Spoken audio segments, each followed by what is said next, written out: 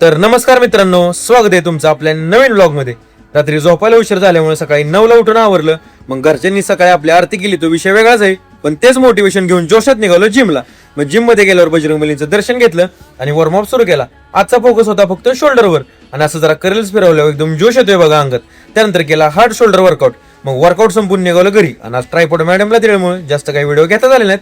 आणि जाता आता गेलो आम्ही नाश्ता करायला. आणि ह्या मामांना बघून तुम्हाला समजलं असेल की आम्ही नाश्ता करायला कुठे गेलतो ते. मग नाश्ता करून आलो घरी आणि एवढा सगळा कार्यक्रम उरकून आपल्याला घरी यायला 12 वाजले. मग फ्रेश होऊन घेतला आपला प्रोटीन शेक. त्यानंतर आवरून शॉपकडे निघायला आपल्याला 1 वाजला. मग शॉपमध्ये पोहोचलो तर स्वरूप शेटनं सगळं आवरून सेटअप लावला होता आणि 2-3 ऑर्डर बनवून पण दिल्या होत्या.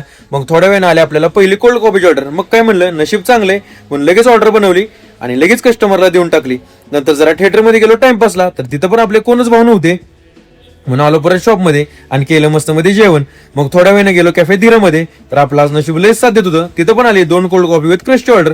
मग काय बनवली एकदम फुल जोशात कॉफी आणि ग्लासमध्ये भरून दिली कस्टमरला. त्यानंतर गाडी काढून निघालो घरी. तेवढ्यात मॅडमचा फोन आला की वडापाव घेऊन या. मग म्हणलं त्यांच्या हातावर आपलं पोट चालतंय तर त्यांची काळजी केलीच पाहिजे. मग वडापाव घेतले आणि ते कॅफेत नेऊन दिले. तिथं आलो पुन्हा आपल्या शॉपवर आणि नेहमीप्रमाणे बनवली आपली इव्हनिंग ब्लॅक कॉफी. मग कॉफी पिऊन आपला आजचा दिवस कंप्लीट केला. आजच्यासाठी एवढंच. व्हिडिओ आवडला असेल तर तुमच्या ह्या भावाला नक्की फॉलो करा.